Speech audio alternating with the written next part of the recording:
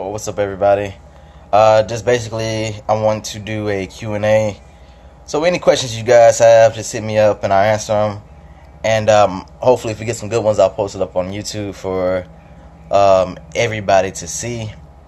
Cool. So John Dramino wants to know what was my favorite duty location. So I had a pretty uneventful time in the military. I was basically at Eglin for the majority of it, or Herbert Field, which is like 30 minutes down the road. So that's really the only place I've really been, besides tech school, which was Wichita Falls, Texas, Shepherd Air Force Base, and Keesler Air Force Base in Biloxi, Mississippi. But Florida's nice. I had no complaints. I loved it there. Next question would be from Hunter Physique. Don't work abs for smaller waist. I think you can work abs just fine. Most of the, if you think about it, the physique guys who actually have some of the, the best waistlines out of any division, work abs pretty frequently. I think the difference is you don't want to do a lot of weighted stuff, especially on the obliques. Any weighted, oblique exercises are gonna thicken that up. If you want thicker abs, you can use, weights for like just ab crunches, leg lifts, and things like that. But anything else, I would stay away from. Gangzilla, what's up? Wants to know how long after fasted cardio should he be eating. Basically, you can eat right after cardio, which is definitely fine. And there are a lot of studies that say most people don't need to do fasted cardio to begin with, but you got to do your blood glucose readings and things like that to determine it. So for most people, and I tell my clients, I just make them do fasted cardio. I'm not personally into pricking my fingers all the time like that. So fasted cardio and then eat right after that, which is definitely okay. I guess I will talk more about my training right now. I'm training with the MI40 gym. My trainer, to be exact, is Joe Bennett at Hypertrophy Coaches, his Instagram. Right now, we're in a recovery phase, so I'm doing very low volume, a lot lower than what I'm used to be doing. So basically, most of my exercises are 2 to 3 sets, and then they're done in the fashion of the first set is 5 to 8 reps, second set 8 to 12 reps, and third set, which is 12 to 15 reps, if I get to a third set. Usually at the end of the workouts too, for the final exercise, we do something for like metabolic stress, and that is usually something for 4 sets and about 12 reps with a lot shorter rest periods, about 45 seconds. For the rest of the exercises, usually 2 to 3 minutes of rest in between those sets. Alright, more questions. What is my favorite breakfast dish? That's a good question. So, a little backstory. I grew up with my grandmother. She was a cook. She was a cook at a school, like a elementary school. So, once she retired, I went to live with her, to help take care of her. And she had got into this routine over like 30 years, 40 years of being a cook. She cooked grits every single morning. So I grew to love grits just as much as my grandmother. So right now I do like grits normally. Quaker's has cheese grits and bacon grits and butter grits, and they're really actually low in fat. Around the same carb intake as the original, the plain. So that's a good substitute for the off season. I don't know how strict your coach may be, but I don't see an issue with it even in contest prep. So that is a good thing to try. And then on top of that, I usually do like a mixture of egg whites and 99% lean ground turkey. Let's see, Jason Letchler. How would you want to change what others think of the sport of bodybuilding? What I would like to change is, bodybuilders, enjoy talking about other stuff besides bodybuilding. I like anime. Just finished up.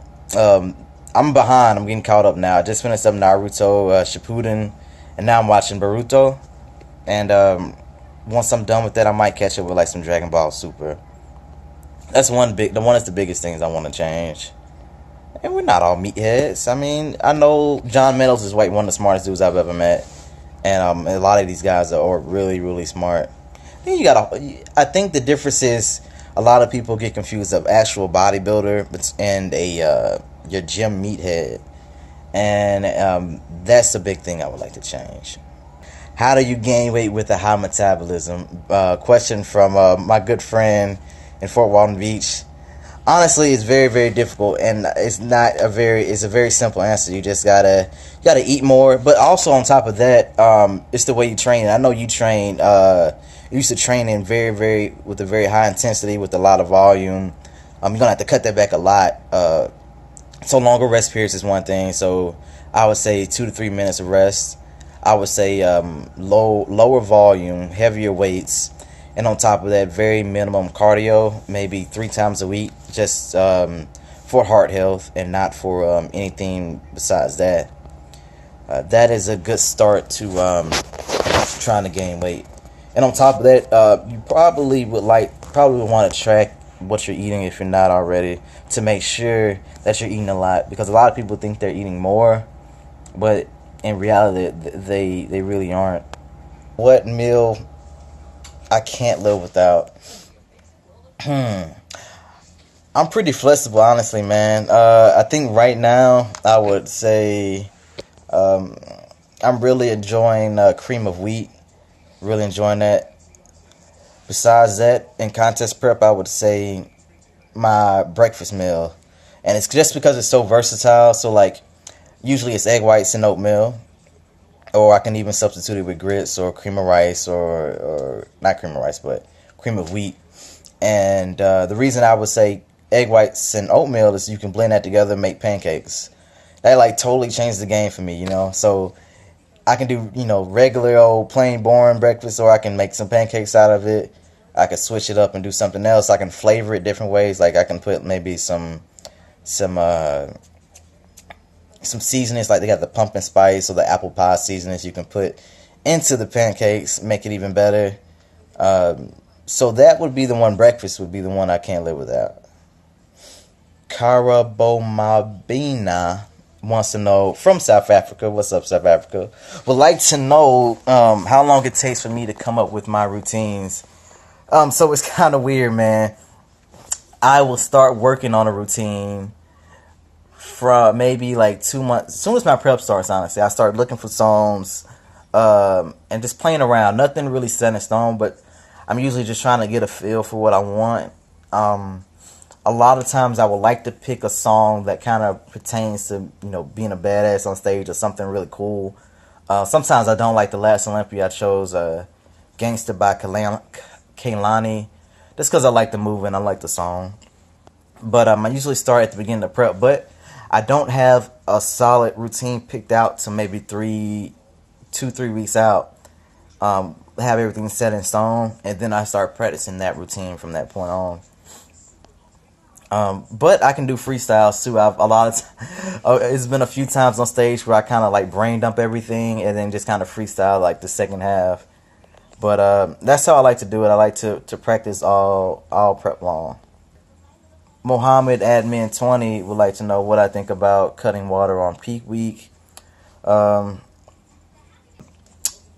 Monday, Tuesday, Wednesday, and even Thursday, I probably drink up to 3 gallons.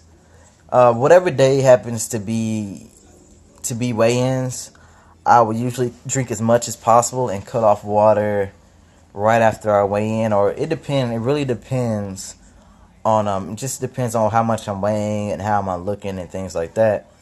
But usually I keep water extremely high. I don't ever cut water out like that until after I weigh in, and then that's it for water after I weigh in. Let's say the show's on Saturday. I weighed in on Friday at 3 p.m. Cut off water at 3 p.m. Sip black coffee until after the show. And usually at 3 p.m. I will start carbing up. So no carbs maybe that morning on Friday. And then once water's off, add in carbs. Hopefully that helps. Paolo Scott wants to know if I will be competing soon in Miami. I'm not sure, man.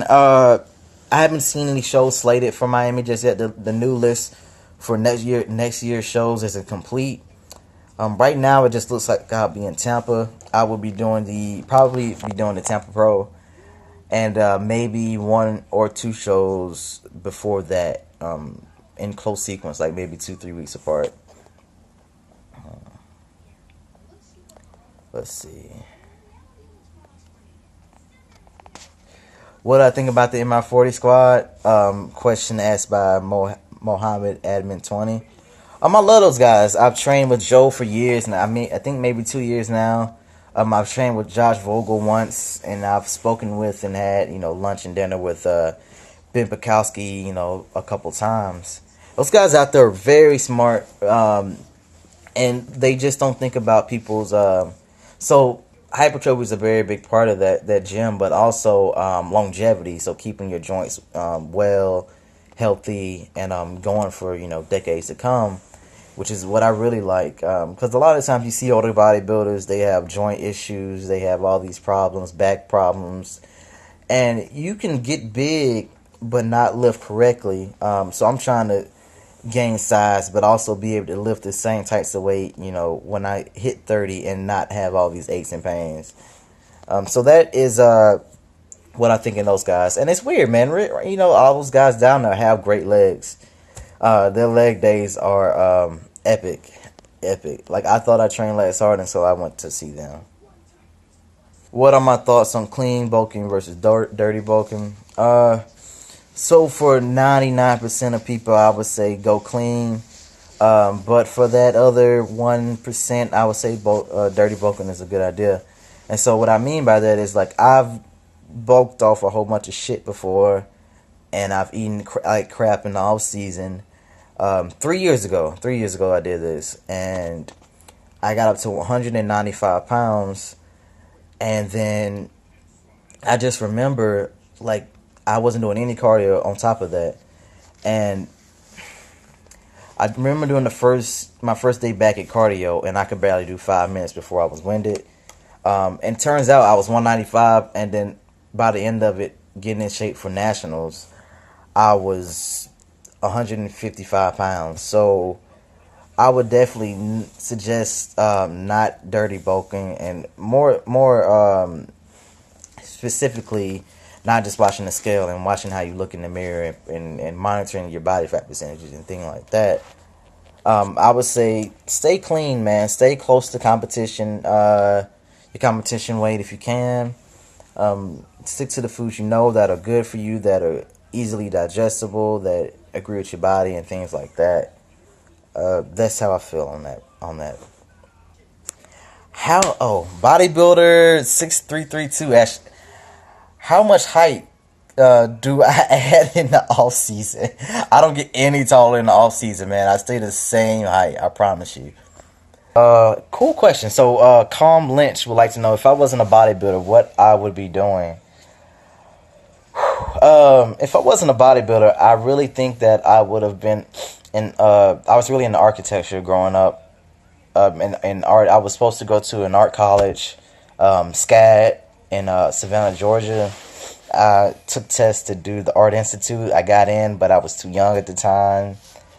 So I'm really into art, and I think that's why posing really spoke to me when it comes to bodybuilding.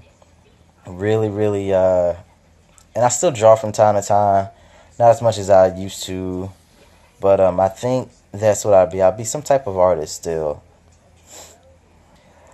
Canon 1845. Any thoughts on keto diet? So a true keto, I just found out about true keto dieting. It's not ideal for bodybuilding. My coach Matt Porter did a series on it where he was doing true keto, and his results weren't optimum based on his internal health. He looked shredded, but internally a lot of stuff the stuff that going on inside was not right. Check out his page, Matt Porter, on YouTube. He's got the full write-up on it. I can't remember the name of it, so if you want, send me a message, and when I'm done with this video, I hit you up with the answer. What have I found best for growing hamstrings? Really good question because I've been trying to grow my hamstrings. Basically, I would say, oh, quick, oh, yes, I do online posing. Go to roughandready.com. And right now, anybody getting ready for NPC Nationals, or anybody, I'm doing a sale where you buy 3, you get 1 free. And lots of other services and packages on there, so check it out, roughandready.com. But as for hamstrings, I would say I used to do a lot of reps because that's what really worked for my quads. And I think that's why my quads are so good. But I didn't get a lot of growth from my hamstrings by doing that same method. So now, if you see one of my leg videos, especially if you check out my leg videos with the MI40 Gym on YouTube, you'll see that a lot of my exercises are a lot slower and controlled. Not a lot of reps, maybe 10 reps at the most a lot of times with hamstring exercises. And I actually have hamstrings for its own day. Currently, I do hamstrings twice a week. And I think that has really helped in the last few weeks with, at least strength-wise, I've seen a big increase in my strength, changing the actual way and the tempo and the execution of the exercise itself. So check those out. Tell me what you think. Should be leg day in my 40 gym on my YouTube page. Dash underscore physique asks how he can improve his posing without a posing coach. You can't. You need me to help you. No. But seriously, to improve your posing without a posing coach, I would say the easiest way is to videotape yourself and pose, watch it, see what you did wrong, go back through it. And but the thing is, what I've noticed, it's a lot of people don't have an eye for posing. Just like everyone has certain things that they're gifted in that they can do better than other people. Like, so there's plenty of things. But if you are determined to do it on your own, I would say, like I said, the best way to do it is to watch yourself and go through it and do it over and over and over again that way. Who is your favorite? Dash Physique asks, who is my favorite bodybuilder currently and who was your favorite classic? Do you favorite bodybuilder currently? That's, I guess you mean currently competing. My favorite physique would be, I guess, I'm not gonna say Kai Green because he doesn't compete anymore, even though that is my favorite bodybuilder. But competing, I would have to say I like Lionel Bayeki, but he rarely comes in that crisp shape he needs to. I'm a big fan of Cedric as well, but same issue. I would have to probably say I like Nathan Diasha. That's probably my favorite right now. Nathan, and then followed by like a William Bonac or someone. They're probably my top two right now. William is shorter, but the dude is so thick. I really don't see where he could add any muscle anywhere on his frame. I would say super old school, like Arnold's time. I would say it was Serge Nubret. Following him, maybe like a Muhammad Makawi. Dude's posing was tremendous. After that era, I might say I like Bob Harris a lot. And on top of that, I really liked Terry Pastel. And if you've never heard of Terry Pastel, he was French. Dude's physique was amazing. I don't understand why he wasn't more popular. And then I would say maybe after that, we're like in the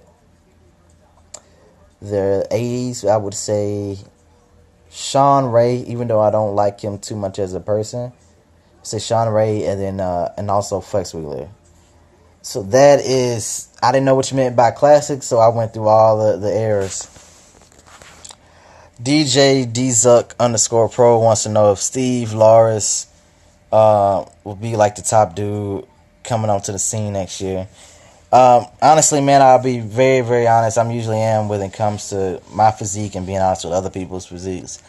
I think Steve is going to be See, you could take it all next year if he comes in shape. And the funny thing is, like, he didn't win his class to turn pro. He took second, and whatever, I don't know the show he did, but whatever show he did, he didn't win it. He didn't even win his class. So it's like he's possible to beat. But just like how they say Rami, if he comes in 100%, he could beat everybody. I think if Steve comes in 100%, he could destroy everybody. He's like he has like the height of Chris Bumstead. You know, he has like, but he has the arms that Chris doesn't have. He has the back that Chris is still working on. He has the waist of whoever has the smallest waist out of us guys. The legs, he has the size like mine. I got the detail, but the leg size is there. Everything he has, man, it's just coming in shape and putting it all together. And apparently he fell off at Nationals, so we'll see if he can do it next year. But if he puts it together, he will be a big threat. Cool. Print Size Surge asks, when will the opposing battles continue? Dude, I don't know, man. I think so. I put that together, and it was kind of weird because I kind of put it together right before the Olympia which was probably not the best time. But I'll be doing it on my own.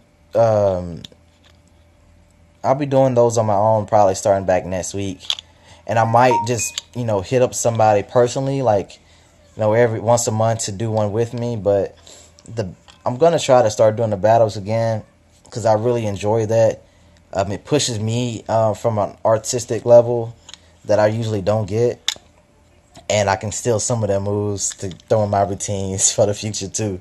So they're coming back. They're coming back, dude. So if I could ever do a opposing routine with Kai, I think it would be amazing.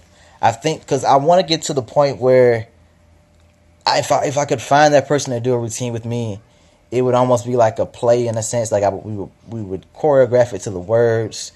It would be almost like a skit or a play to the But I need to find that person. It's tough because usually, I don't know, the best poses are spread out far apart, unfortunately. But eventually that's gonna happen. Eventually, we'll get to that point. I missed the question about Sadiq. I don't mind Sadiq, man. I don't have an issue with him. Like, I think he started to not like me because of all the shit he got last year. But as a person, man, he was chill when I met him last year and this year as well. I will say that last year he did not look very good. But from the pic, it's weird. I don't know how anybody looked on stage really, because I was like on stage with him. But I will say, from the pictures I saw him posting throughout the lead up to the show, he looked 10 times better than last year, conditioning wise. He brought up his back a little bit, and he took all the shit y'all gave him from last year, and I think he used it to better himself. So all love there, man. So Godson, this is a very good question. Godson 3434 asks, how much muscle can I gain naturally? And what are some fundamentals to natural training? I would say no one knows how much you can gain naturally until you try. Some people, and it's genetics, honestly. You see some dudes, and it's weird, and it's weird. So like some dudes will train naturally, and they put on some very, very good size. I've seen some dudes just walking around in high school that were giant. But then again, and they didn't really train frequently. They didn't eat right. But then you got some guys that eat right, train hard, do everything perfectly, and they still can't get to half the size as that, one genetic guy. So I'll tell you, I don't know how big you can get naturally, man. And then